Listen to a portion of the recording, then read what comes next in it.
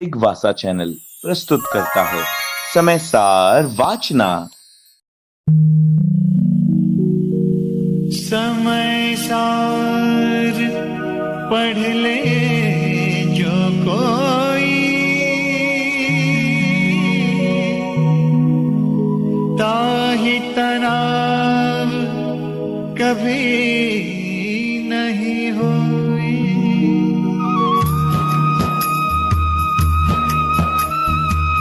विष्टि भगवान की, कुंद कुंद स्वामी मुनि महाराज की, परम पूज्य चारित्र चक्रवर्ती आचार्य भगवान श्री शांति सागर जी मुनि महाराज की, उपस्थित धर्म स्नेही सत श्रद्धालु, भव्य वर पुंडरीक, पुण्यात्मा, महानुभाव।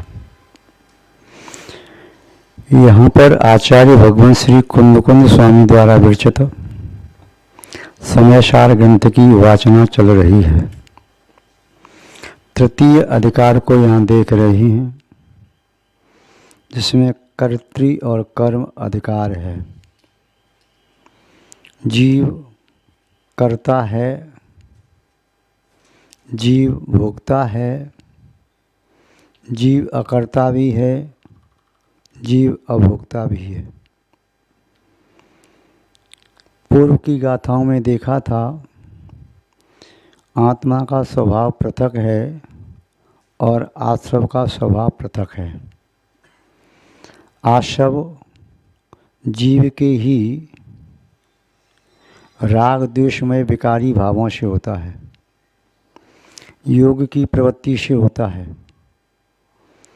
जब जीव में आश्रव होता है तब वह आश्रव जीव के राग द्वेष आदि विकारी भावों का निमित्त पाकर बंध को प्राप्त हो जाता है। बंधा हुआ जीव संसार में परिभ्रमण करता है, जन्म मरण करता है, अनेक प्रकार के दुखों को भोगता है। किंतु जो जीव सर्वथा कर्मों से मुक्त है, उसे किसी भी प्रकार का दुख नहीं। वह मुक्त जीव संसार में जन्म मरण नहीं कर सकता।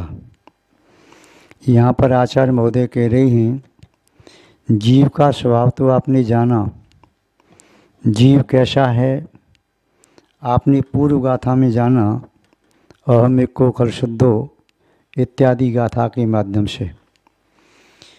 यहाँ पर आचार्य महोदय आश्रव के बारे में भी कह रहे हैं। वह आश्रव क्या है? पूर्व में आपने देखा, काय वांग मन कर्म योगा साश्रवः। काय यानी शरीर, वांग यानी वचन और मन, इन तीनों की जो प्रवृत्ति होती है, चाहे शुभ हो या अशुभ, उस प्रवृत्ति के माध्यम से आत्मा के प्रदेशों में जो परस्पंदन होता है, उस परस्पंदन का नाम है योग।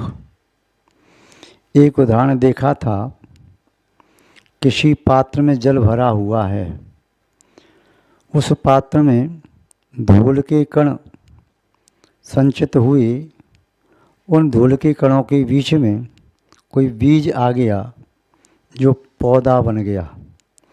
उस पौधे पर पुष्प भी लग रहे हैं, उस जल में छोटे छोटे जीव हो गए।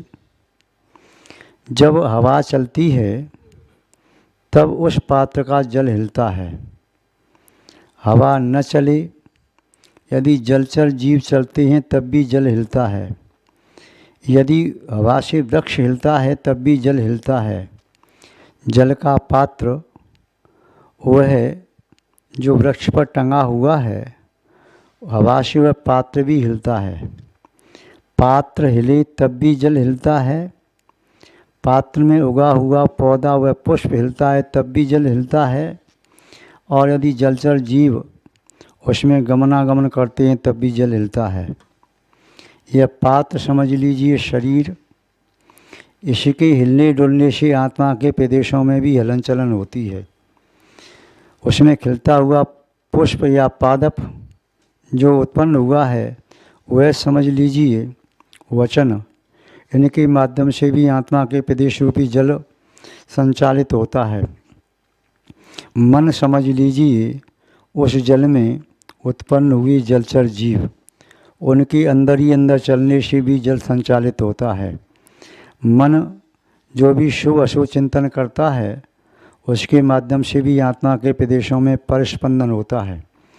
यह परस्पंदन योग रहित जीवों के नहीं होता, उनके जो होता है स्वाभाविक परिणमन होता है।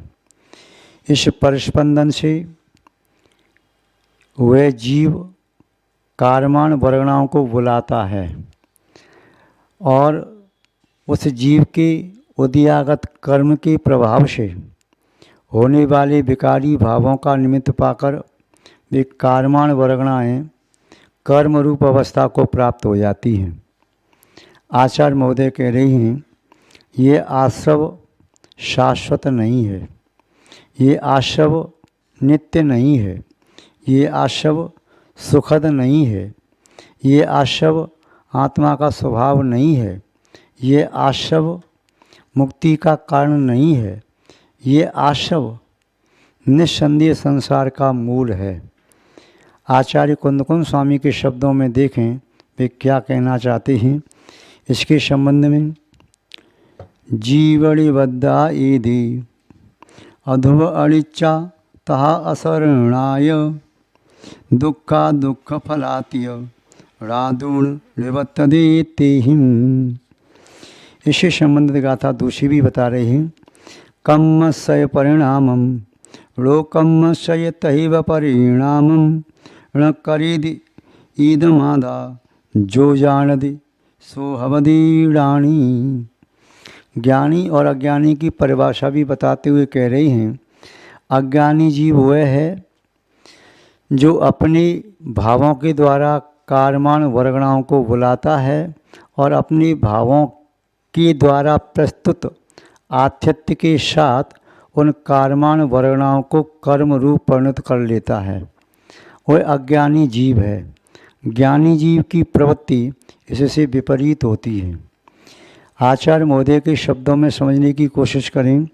जीव निबद्धा एदि, इन आश्रव आदि के द्वारा यह जीव निबद्ध है, बांधा जाता है। यदि आश्रव न हो तो जीव बंध को प्राप्त नहीं हो। आश्रव नहीं हो तो जीव के कर्म का बंध नहीं होगा तो उसका फल भी नहीं भोगना पड़ेगा। आश्रव न हो तो कर्म के फल स्वरूप जन्म वर्ण की जीव की ये दशा है वह भी प्राप्त न हो। यदि आश्रव न हो तो जीव को फिर दुख न भोगना पड़े। आश्रव न हो तो जीव वैभाविक प्रणति में नहीं रहेगा। तो यहाँ पर आचार्य महोदय कह रहे हैं, जीव निबद्धा एधि, जीव से निबद्धमान ये आश्रव रूप परिणाम, जो आश्रव रूप परिणाम हैं जीव से निबद्ध हैं, बंधे हुए हैं, अनादिकाल से जीव के साथ हैं। एक समय का भी विरह काल नहीं आया जब जीव आश्रव से मुक्त हो गया हो। एक समय का भी विग्रह नहीं पड़ा जब जीव कर्म बंध से रहित हो गया हो। एक समय का विग्रह भी नहीं पड़ा जब जीव के साथ कारमान वर्गणाएँ नहीं हों।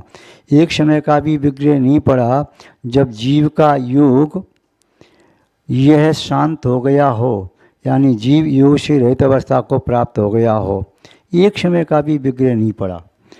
तो ये दे जीव निबद्धा, इन भावों के द्वारा जीव बंध को प्राप्त होता है, किंतु ये भाव अधुवा अध्वा अध्रुव हैं, अर्थात ध्रुव नहीं है। ये भाव शाश्वत नहीं है। आश्रव तो परिणाम है और परिणाम आत्मा के परिणमन का नाम है।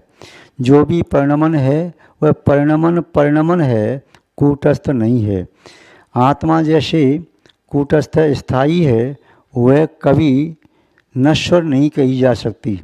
आत्मा को अध्रुव नहीं कह सकते, आत्मा को अनित्य नहीं कह सकते, आत्मा को नश्वर व विनाशिक नहीं कह सकते, क्योंकि आत्मा तो शाश्वत द्रव्य है। ये आश्रव शाश्वत नहीं है, क्योंकि आश्रव ये कारमान वर्गणाएँ जीव के विकारी भाव का निमित्त पा करके आती हैं। आशव अन्य अनंत जीवों की अपेक्षा से निरंतर रहता है, किंतु एक जीव की अपेक्षा से निरंतर नहीं रहता। ये आशव के भाव बदलते रहते हैं। तो अध्वा, ये आशव के भाव अध्रुव हैं। आशव के भाव अनिच्चा, अनित्य हैं, नित्य नहीं है। किसी भी जीव के परिणाम, संसारी जीव के परिणाम सदा एक से नहीं रहते, उसके परिणामों में तरतमता आती है। कितना भी तीव्र कषाय से युक्त जीव हो, उसके परिणामों में भी तरतमता आती है, मंदता और तीव्रता आती है। कितना भी विशुद्ध परिणामी जीव हो, उसके परिणामों में भी तरतमता आती है। कभी विशुद्धि चरम सीमा पर पहुंचती है तो कभी संक्लिष्टता भी चरम सीमा पर पहुंच जाती है। तो जीव के परिणाम अध्रुव हैं, जीव के परिणाम अनित्य हैं और असरणाय, ये जीव के परिणाम, ये जीव के लिए शरणभूत नहीं है। ये जीव को आश्रय नहीं दे सकते, जीव की रक्षा नहीं कर सकते, जीव का बचाव नहीं करते। ये तो जीव के लिए अशरण हैं। जीव के लिए शरण क्या है फिर? जीव के लिए शरण है जीव का स्वभाव, जीव के लिए शरण है जीव के गुण, जीव के लिए शरण है जीव की अपनी स्वकीय नियति, प्रकृति और स्वयं का स्वत्व, स्वचतुष्ट है। ये जीव के लिए शरणभूत है। और ये जीव ध्रुव है, नित्य है, शाश्वत है और स्वयं के लिए शरणभूत है। किंतु आशव का स्वभाव से विपरीत है। दुखा दुख फलाय, ये जो आशव है ये आशव ही दुख है और ये दुख फलातीय, और ये आशव ही दुख के फल रूप है। आशव को दुख क्यों कहा? क्योंकि आशव के बाद ही कर्म का बंध होता है और वह कर्म के उदय से जीव को दुख मिलता है। जैसे आप कहते हैं हिंसा नतस्तेया अब्रह्म परिग्रह इति पापम। हिंसा, अन्यत, अस्तेय, अब्रह्म और परिग्रह। हिंसा, झूठ, चोरी, कुशील, परिग्रह, ये 5 पाप हैं। ये 5 पाप हैं, ये ही दुख है। पाप कहिए या दुख कहिए, दुखम एव वा। आचार्य भगवान उमा स्वामी महाराज ने लिखा दुखम एव वा, अथवा ये 5 पाप ही दुख हैं। तो ऐसे ही ये 5 पाप कब बनते हैं? जीव के विकारी भाव का निमित्त पा करके ये आशव ही पाप बन जाता है और पाप ही दुख है। यहाँ कहा दुखा दुख फलातीय, ये आशव ही दुख है और आशव ही फल स्वरूप है।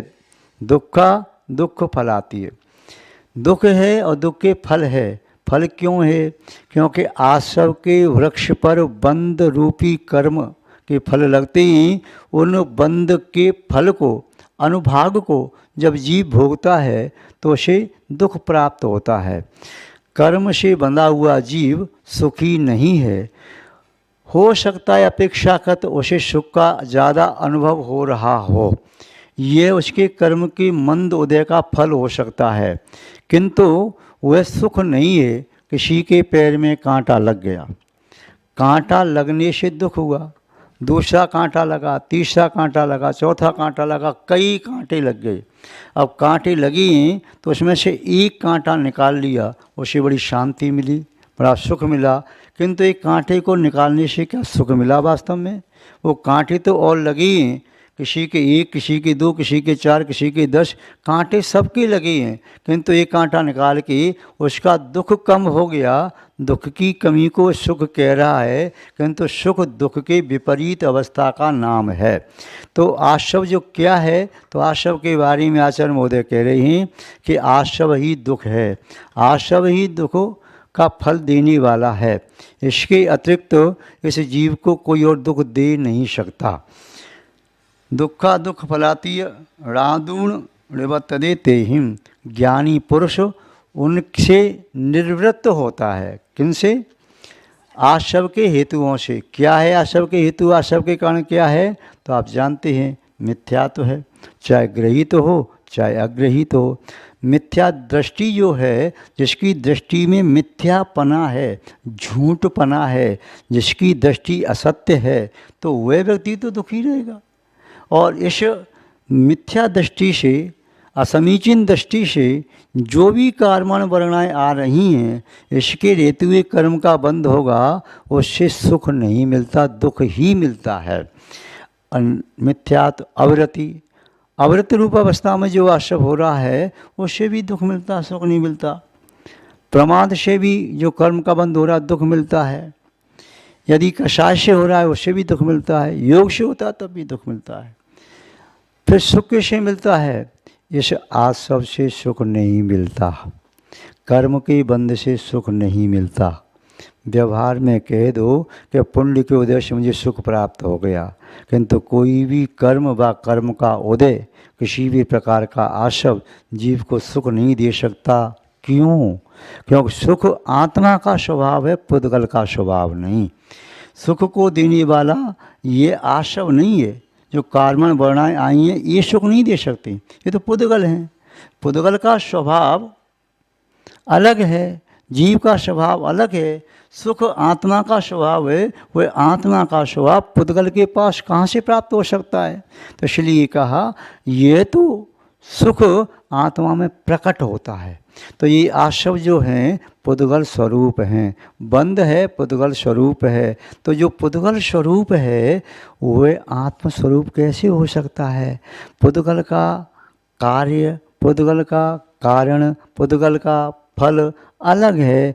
आत्मा का कारण, कार्य, फल सब अलग है। पुद्गल का स्वरूप अलग है, आत्मा का स्वरूप अलग है, एक नहीं है। और कभी भी पुद्गल आत्म स्वरूप नहीं हो सकता और कभी भी आत्मा पुद्गल स्वरूप नहीं हो सकती, दोनों पृथक पृथक हैं। तो ज्ञानी पुरुष जो होता है वह उससे निवृत्त हो जाता है। किनसे? आश्रव के कारणों से। आश्रव के कारणों से निवृत्त हुआ यानी कर्मबंध से निवृत्त हुआ। कर्मबंध से निवृत्त हुआ तो फिर कर्म से रहित आत्मा को ही सिद्ध आत्मा कहा जाता है, शुद्ध आत्मा कहा जाता है और निकल परमात्मा कहा जाता है। आचार्य महोदय पुनः और आगे कह रहे हैं स्पष्ट करते हुए कि ज्ञानी क्या करता है? कम्मस्य परिणामम रो कम्मस्य तैव परिणामम ऋण करेद इव ईदमादा जो जानदि सुहवदि ऋणानि। जो जानदि, जो जानता है, मानता है, अनुभव करता है, क्या? कम्मस्य परिणामम लोकम्मस्य परिणामम तैव। कर्म का परिणाम और नो कर्म का परिणाम। इस नो कर्म शरीर को प्राप्त होने पर क्या प्राप्त होगा, इसका परिणाम क्या है?